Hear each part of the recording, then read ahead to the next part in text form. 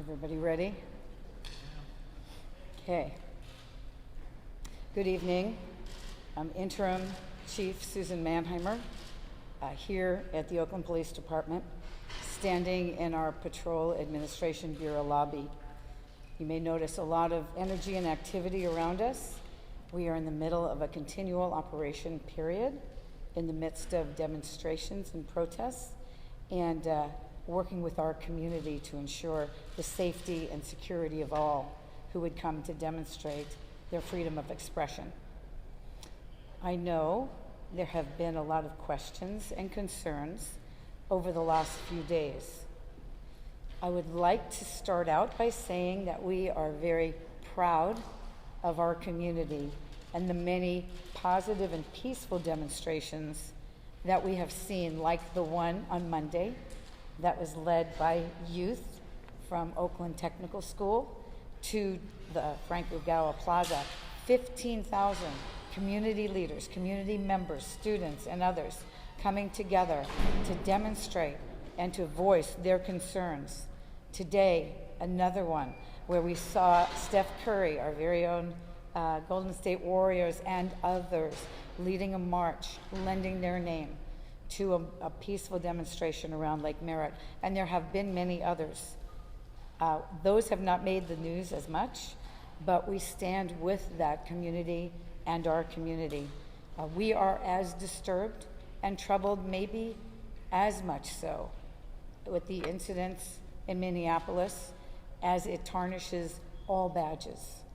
And we understand that with the past history of transgressions, particularly in places of color and rich diversity like the city of Oakland, there are those tensions and pressures. And so we want this community to know we stand with them, that we will redouble our efforts to rebuild our trust and partner with our community.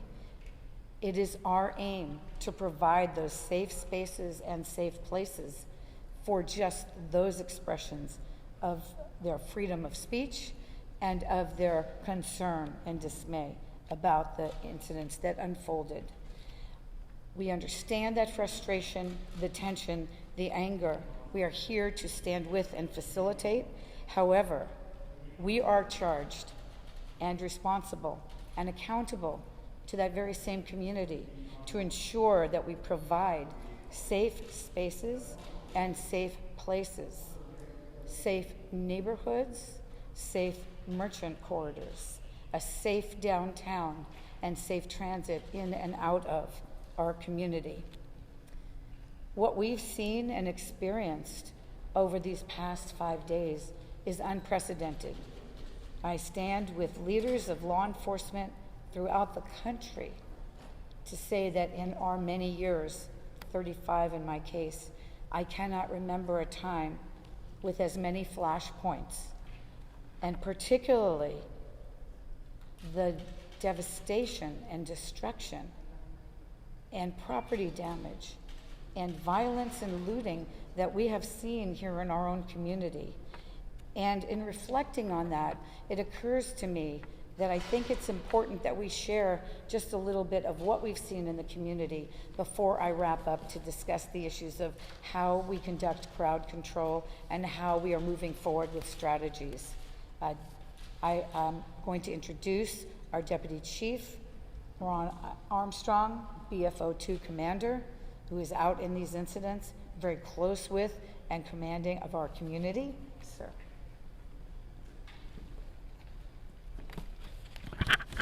Good evening. Like the Chief said, it's been a very difficult time for members of the Oakland Police Department. These difficult times really started Thursday night when the incidents began to occur in Minneapolis, Minnesota. The burning of buildings, the clash with police led to planned protests in the city of Oakland, where we were advised that they would be also attempting to burn the police department, cause harm to officers, and engage in civil unrest. Our officers have been targets of violence and disruption over the last 4 days. They've endured bottles being thrown at them, rocks being thrown at them, and incendiary projectiles that have caused significant injury to some. We've also experienced the tragic shooting of a federal security officer. That is a tragic thing, and we pray for their family. This has been difficult for the Oakland Police Department, as we've also experienced shootings at our own building. As we have attempted to secure our building, our officers have endured those who have come here with firearms and attempted to assault them. Our officers have had Molotov cocktails thrown at them and fires set by violent criminals. All of these things that are occurring, we still want our community to know that we are doing our best to address the crimes that we continue to see occur. The looting, the destruction of private property has been something that's been our main focus. Business owners, we have heard you. We have heard your calls for help, and we are using our resources, our mutual aid resources, to help support our efforts and going out to safeguard our businesses in the city of Oakland. We have been redeploying our staff throughout our city to help prevent these looting incidents from occurring. We've also been going around the city and making several arrests of those involved in these crimes, as well as recovering several weapons. Some of the strategies that we've used to facilitate these peaceful marches, we have followed our own OPD policy, which mandates that we help facilitate peaceful protests, as well as marches and demonstrations. We continue to utilize the help of our mutual aid staff. These mutual aid resources help the department really begin to refocus our efforts on public safety. They allow us to work closely with our organizers who are leading these marches. It allows us to get closer to our community and try to prevent acts of violence. The last thing I'd like to say is that today, in the midst of our focus around crowd control and protest, there was an incident that was reported on about a gentleman in the 5700 block of Harmon Street that was firing a gun into the community.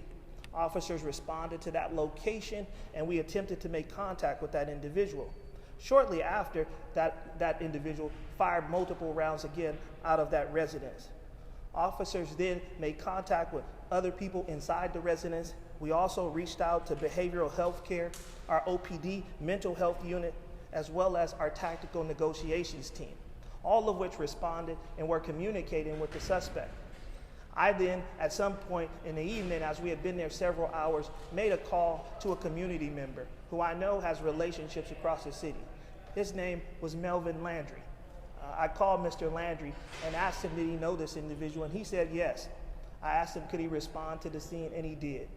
He made contact with the suspect inside the house, who had 2 children in that house barricaded with him, and he was able to negotiate this gentleman releasing both the kids and surrendering without any use of force.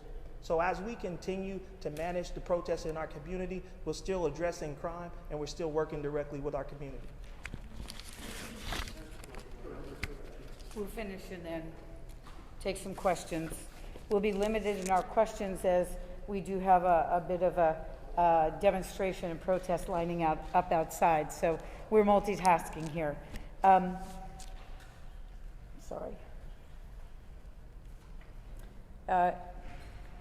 There's really 3 components to these demonstrations and protests. The first are the ones we talked about. They're peaceful marches. Folks that are hurt, that are dismayed, and want to express themselves. We stand with them. We understand that. We find the need and importance in it. We validate it, and we facilitate it.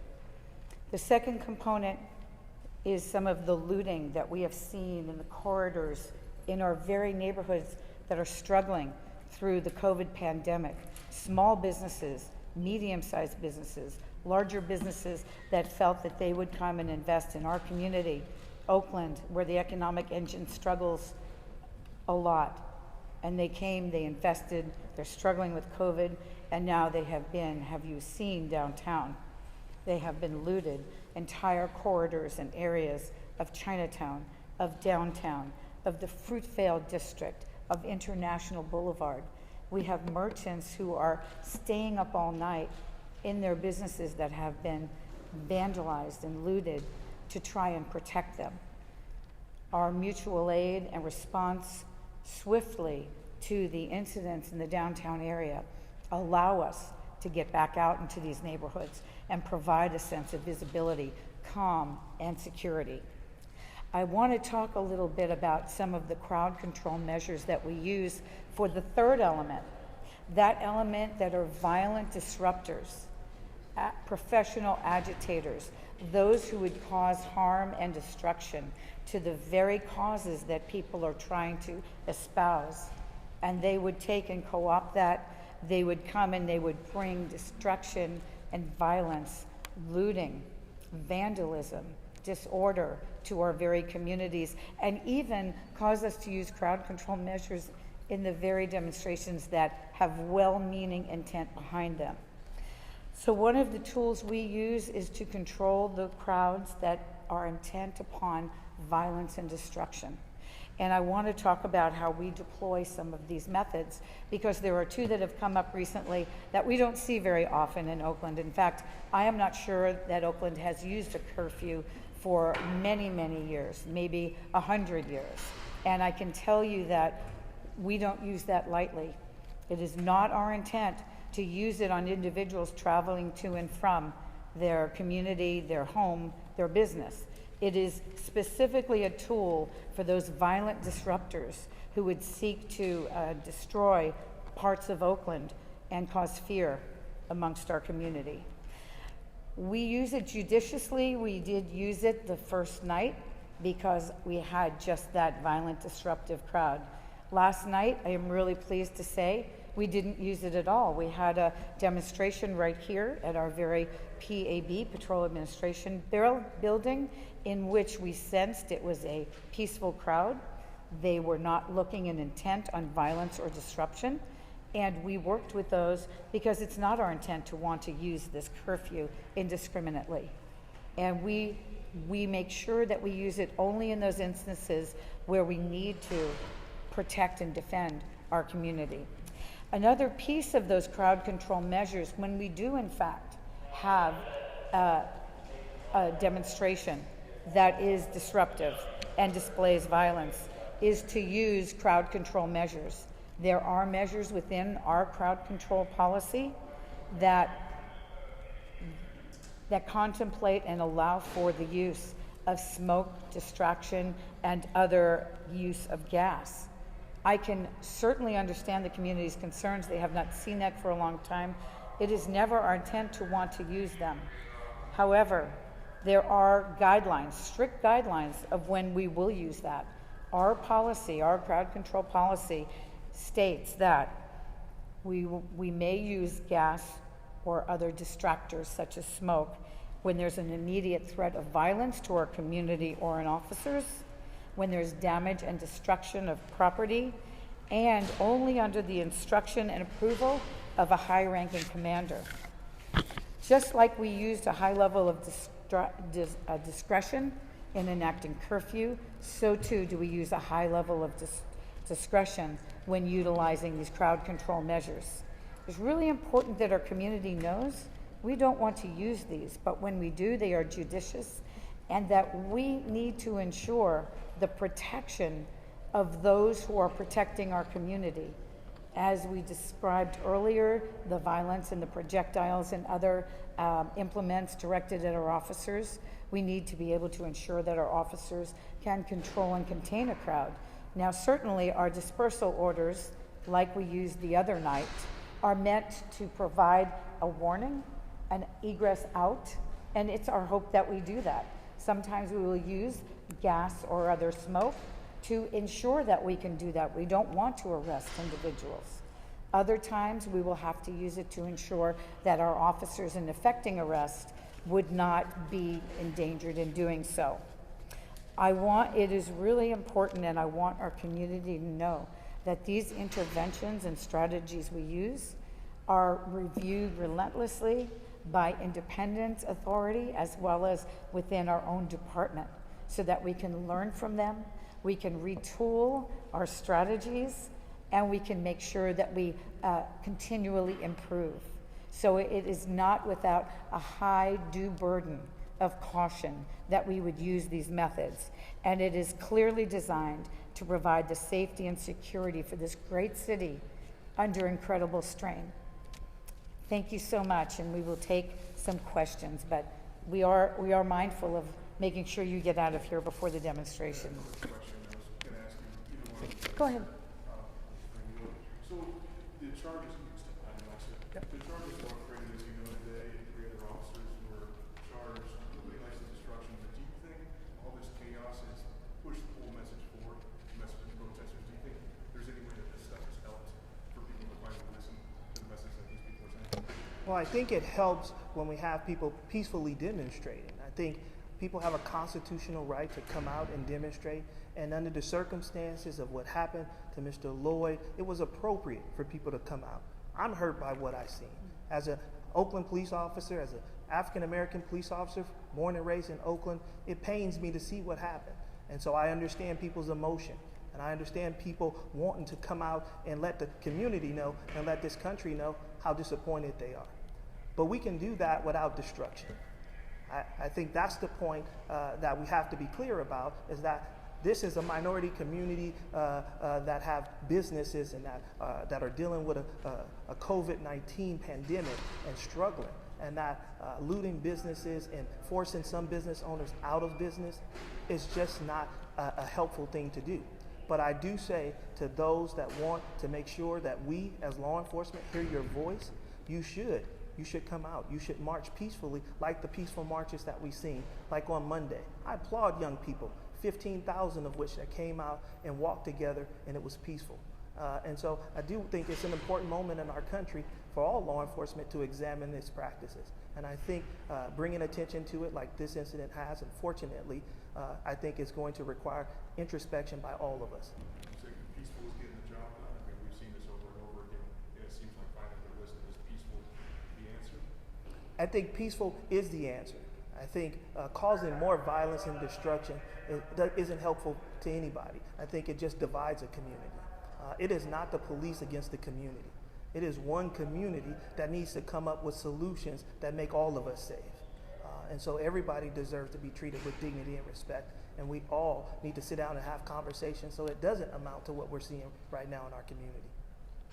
There's concerns that have been raised about the use of smoke grenades or whatever it is that's being used. I don't know if it's pepper or it's tear gas or whatever the chemical agent is. There is specifically a city council member who says that some of her constituents were smelling the smoke up 14 flights high. First off, answer that concern, and then secondly, are other agencies that are coming in as part of mutual aid bound by the same policies as you guys? So if they're here so that you can be freed up and go into the streets, are they still following your policy? So the first question you had was about the concern about the smoke and the OC tear gas, the tear gas. And I will say that we have deployed it only on several occasions over these past 5 days, very judiciously. We assess whether the first round will work, and generally that's smoke. We have seen more fires set to our downtown and our neighborhoods that folks should be worried about the smoke as well. So these are merely methods when we deal with those who are violent and who are harming officers and going out to loot our communities. So it is judicious. We are aware of the impacts of it. Sometimes it's smoke and it looks worse than it is, but at the same time, we understand that these are last resort measures when our officers, 30 of whom, between ourselves and our agencies charged with controlling the looting and destruction, are taking projectiles and being injured. The second question, remind me. Are other agencies bound by the same policies? Let's talk a little bit about mutual aid. Mutual aid goes through our region. In this instance, Sheriff Greg Aghern and his staff working very closely with the State Office of Emergency Services. Every agency is fighting for the resources because we know that to not have to use force, we need enough of our forces to be able to control them with the least intervention possible. The first couple of nights, we were so confined to the downtown area with the demonstrations and the defense of our building and the shooting of the Federal Protective Service that we weren't able to provide the presence in our communities. Chinatown was looted terribly. The Fruitvale District, International Boulevard, drive up and down there and see the destruction. So we do use mutual aid, absolutely. It has doubled our force of protection here. And we have used them to come into Oakland to provide that level of control and containment for the downtown area, so that our folks who know our community, who work the community, have been able to get out in the Fruitvale District and International Boulevard, who themselves are suffering under looting and an incredible amount of violence right now. We haven't discussed that there have been 5 homicides, soon to be 7, since Friday. Shootings, targeting of our dispensaries and our other retail. But yes, to use and bring in mutual aid, we will have to abide by their training and their experience and their use of their tools and resources. We do brief them as part of our policy. We brief them, we ask them what we want them to use. They are very respectful of that. We are all one region together, and we've had officers, and I thank them from the bottom of my heart, that have come from remote parts of California to be here with us, to provide double our numbers, so that some of these officers working the 18-hour days for the 5 days that their days off have been canceled get a little bit of rest. So yes, they are not held to that policy, but we work coordinated together. Everyone is very aware that the city of Oakland is very singular in its level of oversight, its accountability, and its strict policies and adherence to federal NSA standards and other use of force policies that are different than other agencies. And I believe they respect those, but we cannot require them to hold to those standards, but we are judicious in the use of them. And you said you implemented the curfew to deter these violent disruptors, but what would you say to the protesters that feel like this curfew was in place to suppress their voices? Well, I think they need to only look at our actions. We did not enact it last night. We've worked with everyone. There were students and others out. In fact, I would say as we went out to Deep East Oakland, there were hundreds and hundreds of people out. It's going to be a warm night tonight. This curfew is a tool to use on violent disruptors. And that is what we're going to do if needed. Another last resort. We would like to not have to use it, but that is what it's there for. It's a tool for us. The other day, on Monday, we had the peaceful demonstration. We had another part of that element that thankfully broke off. It was very clear that is not the same crowd. They're donning gas masks. They're stacking up their bottles. I mean, we can read the crowd and see what they are doing. They had making Molotov cocktails. And so we were clear that this was the group we needed to target. And it wasn't, in fact, curfew that was the first disbursement that used the gas. It was only 7:45. It was, in fact, an unruly gathering that we believe was going to be dangerous. And so we utilized that dispersal order. We did utilize the first smoke and gas finally, and we were able to split that group and not arrest them at that time. Unfortunately, later they gathered. They began again to have violent projectiles at the officers and stack up the bricks and other things. And so it was at that time that we did enact the curfew. So it is this very judicious, very strategic and targeted use of these tactics with a lot of oversight, recognizing that our community and our community leaders, our council, are very sensitive to this. And if I could just give you some stats on that, I think it's important. I just want to give you some statistics on the use of the curfew. On the evening that we did use the curfew, we cited 117 individuals. All of them were adults. 72% of those were between the age of 25 and 39. 50% of those were non-Oakland residents. So we want to make it clear that we did not focus this curfew on young people, that this was a curfew that was enforced on adults that were behaving violently and posed a threat to the officers in the community. And so they were cited, and the young people that participated in the earlier protests, most of which were out of the downtown area. one last question, guys.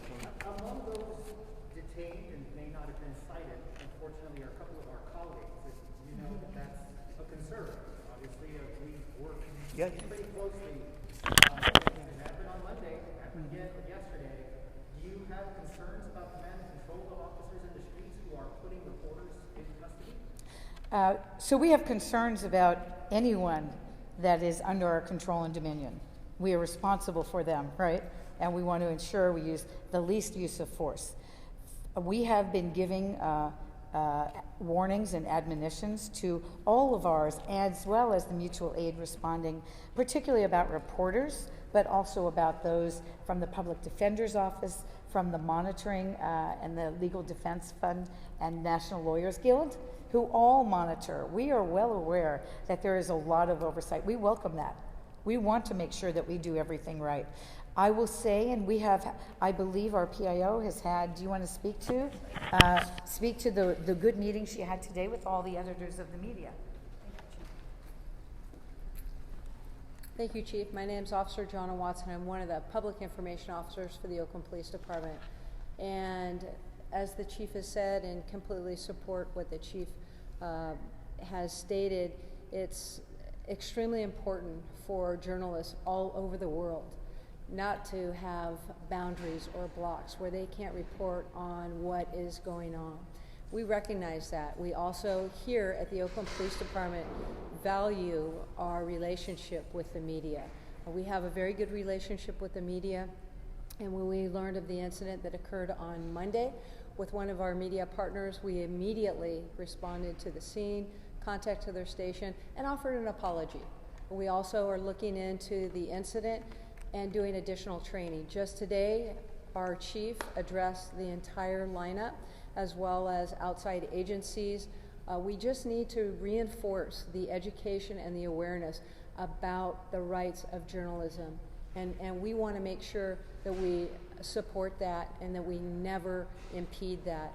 Additionally, a second incident happened that you referred to, Sergio, and again, immediately contacted the station, met with the reporter, listened to the details. We want to balance that, so we want to be very clear that we're looking at the balance of what our officers need to do safely. As the chief said, there's a officer safety issue, what the laws allow media and journalists in the performance of their duties, but also at the same time, we have to have that relationship, we have to have that understanding, not only the laws, the knowledge, but also what is it that we are really trying to do at the end of the day. We want to share and show the stories of what is happening in our communities, our country, and around the world, right?